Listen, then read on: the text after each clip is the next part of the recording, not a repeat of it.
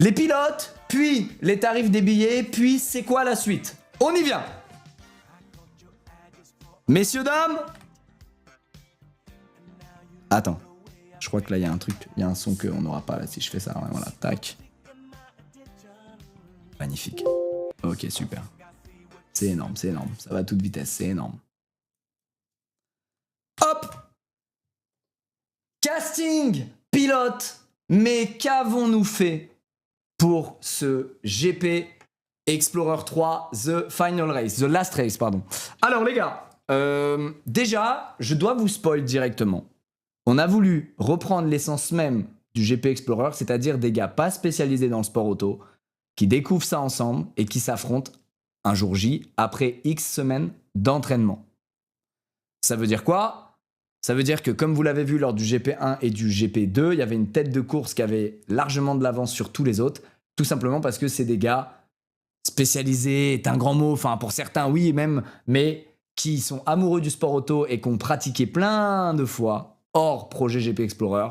Et donc pour ça, on a décidé de se séparer de ce tête de course qui a eu l'occasion de s'affronter 2 fois, où ça a un peu rebattu les cartes, notamment entre les 2 premiers, Sylvain et Despiello, mais qui cette fois, les gars, ne sera pas présent, de manière à ce que la course reste cool à regarder et que vous ne sachiez pas, 3 mois avant qu'elle ait lieu, qui seront les 5 premiers mecs et les gars du podium. Voilà.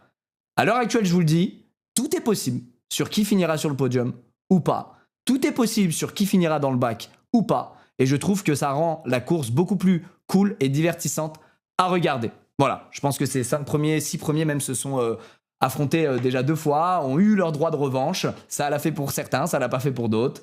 Voilà. Ceci étant dit, on en reparle à la fin. Découvrons, il veut juste pouvoir gagner. Non mais les gars, je vais être le personnage principal, mais ça faut pas le dire. D'accord, je vais être premier, faut pas le dire. Donc tous ceux devant moi, hop, ça dégage. Mais le dites pas. On y va. Casting pilote, on commence directement, j'espère que tout marche bien.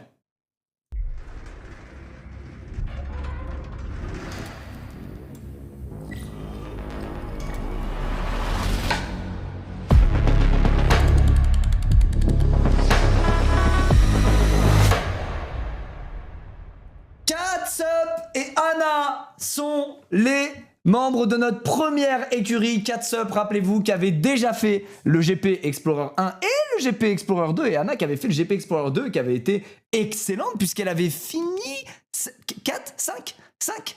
Elle avait fini 5 je crois. Elle avait fini 5 je crois. Anna qui est une sérieuse pilote, qui a un potentiel énorme, et Catsup qui a fait une belle montée en puissance entre le GP1 et le GP2. Et là, je ne vous parle pas d'à quel point elle monte en puissance actuellement.